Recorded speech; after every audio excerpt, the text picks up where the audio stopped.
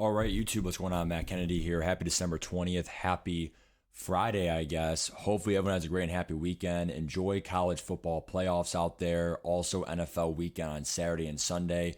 I also want to advertise we will be streaming on Christmas morning. We don't know the time yet because last year the presents dropped around like 6, 7 a.m. It was a mess because everyone woke up and it was like, hey, man, they already opened.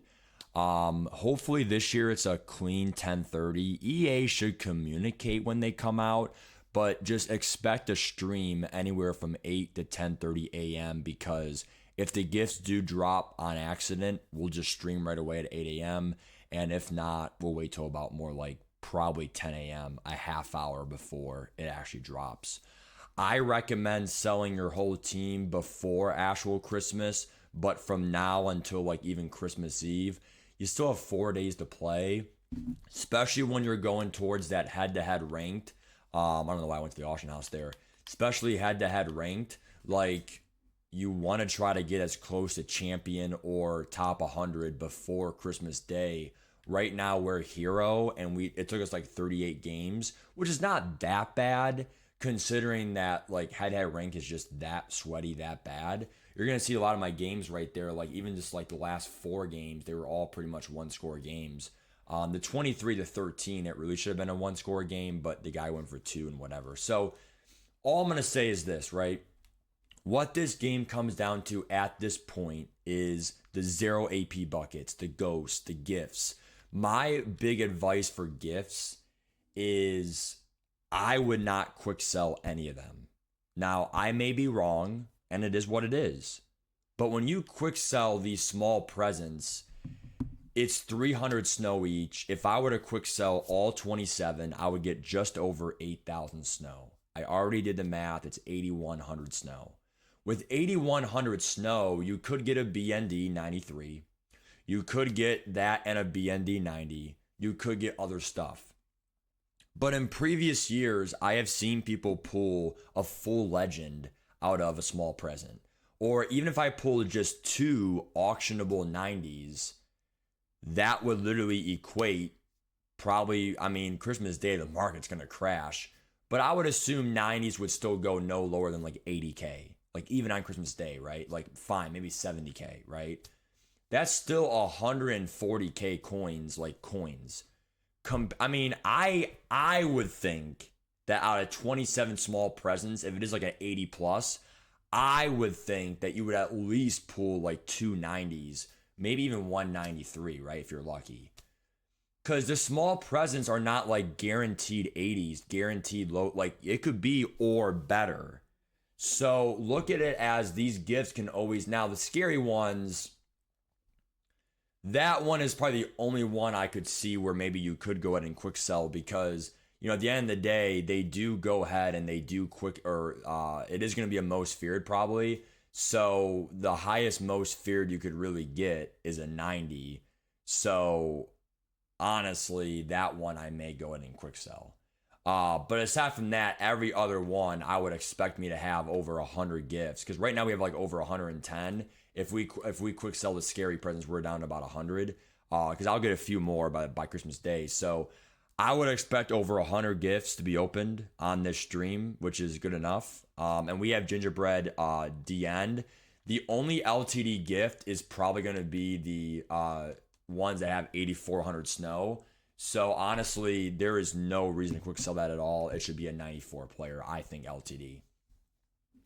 Some of the best ones as well are Covertron, Bo, Winter Hero, I heard. That one's good, but it's not the rarest one. Gingerbread DN. We'll see what happens, all right? In terms of my team, definitely one of the best teams out there in the world for pretty much like only $25 the whole year spent. So someone to call me NMS or LMS, whatever you want to say. 25 Ravens, 20 Cowboys. The most underrated players are the legends because they have theme teams and the +2 boost right now. So Hasser's a demon. Everyone else is a demon here. No abilities, but again, at least for Mel Renfro's sake, he has 1 AP pick artist and 2 AP flat zone KO. Remember, guys, you're going to have to spend AP on your players eventually. Not everyone can have 0 AP buckets. So because everyone else has 0 AP buckets. Even Paul Cruz. Reason why I chose him B and D, I made a YouTube post about it. We were able to get 293 B and Ds yesterday. I chose Kroos because he's 6'3" to compete against Calvin Johnson 6'5", and he has 96 speed, 99 zone. But the 0 AP deep out zone KO, if he can't get knockouts, if he can't play deep out zones well because the deep out zone KO, then no one can. So my advice is go with players that will last you a while for BND. Ghosts are the best because they have 2 buckets for literally 2.5 more weeks until literally January 9th. It's 2 days 2 weeks, 5 days until January 9th. Sweat, I think, is my favorite BND because he could be DT1, DT2 down the road. The guy literally has 99XL. It's not even really funny. It's ridiculous. And also, he has double or nothing and inside stuff. And then if you have double or nothings, you need Rally. So Rally is on Vinoy. He also has Rally Ravens team, so he's pretty good. So my advice in this video for abilities is I would definitely go pick artist all through your DBs. That's just common sense. Even now, linebackers will have lurk artists, so Devin Lloyd and Sean Taylor. Your middle linebackers, honestly, I would go mid-zone KO.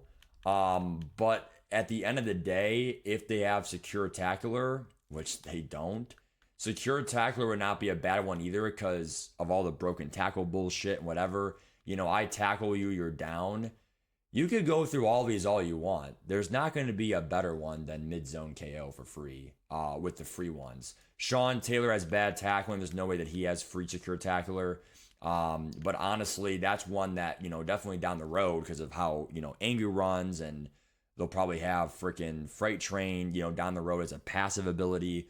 You want to get it down the road. Right now, it's not like secure tackler is necessary in those cards. I would go mid-zone KO and lurk artist there. Safeties, pick artists. If you have deep out zone KO, go for it. But at the end of the day, I have it on my corner here, Bland, because I user the safeties a lot. So if I user them, if you user a card, the KO will not work as well because it's supposed to be better reactions. If you're usering him, how will he react better? Because you're using him, it's not CPU. So I have it on my 2 CPU corners there, which is awesome. We have a flat zone because I run a lot of flat zones. Cover 3, even cover 4 could have flat zones there.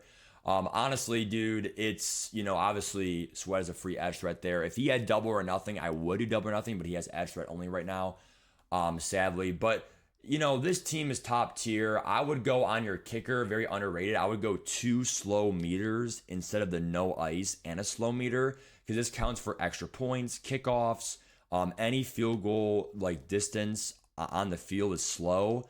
I made an ice kick. Even though I was iced, it was slow. If it's slow, you're not really iced.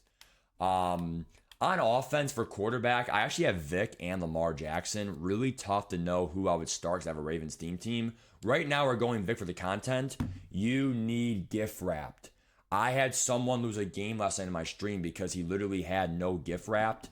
Dude, you need gift wrapped. 0 AP Slinger helps you have gift wrapped. Fearless for 2 is very underrated, half off. How you get it removed from yourself is don't take sacks. So as long as you don't, I think it's 2 sacks too. As long as you don't get sacked, am I able to actually see his thing? Don't think it's saying how to deactivate it, but I could have sworn it's, don't take sacks. So don't take sacks. X Factor is the best way to not get it removed. For 2 AP, it's so worth it. And then I'm going dashing because I do a lot of rollouts, a lot of play action passes. If you are a pure pocket passer, then go hot route master. But if you have running back apprentice and joystick on Tavon Austin, let me know what other ability you would run. But the reason why I would not go jukebox or whatever, you got to be on conservative. He has 70 carrying. He has not fumbled yet for me once. Julio Jones, we should be able to get today if I grind the game hard. I will be streaming tonight, a late stream after Notre Dame Indiana game. But once we get Julio Jones, we will probably end up selling CeeDee Lamb. But just because Hesser's, Ravens team, it's more of a meta theme team than the Cowboys right now because Ravens are just so good right now. Even BND Lamar, Ed Reed, Kyle Hamilton, etc. So I would just expect to stream tonight. We'll go over more tonight in the stream. But all in all, like these investments, you definitely have to sell eventually. Hopefully you bought Lamar in the 700s, you bought him in the 700s, it's easily automatically profit. The question is, it's not about will I make profit, it's about how much will I make. Michael Vick, we bought him for 1.5, pretty much automatic coins back or profit. I would sell him at some point today for 1.9 if he gets there. If not, 1.8s are fine. Just because, again, you don't want to hold a card for that expensive when Christmas gifts are coming out. Mel Renfro, we got him for literally 718. As long as we break even or profit, we're better. He may go up a little bit more, sell him, break even, we're fine. But even then, like, he's just so good. So we're going to go from there, guys. I'll see you in the stream tonight. Bye-bye.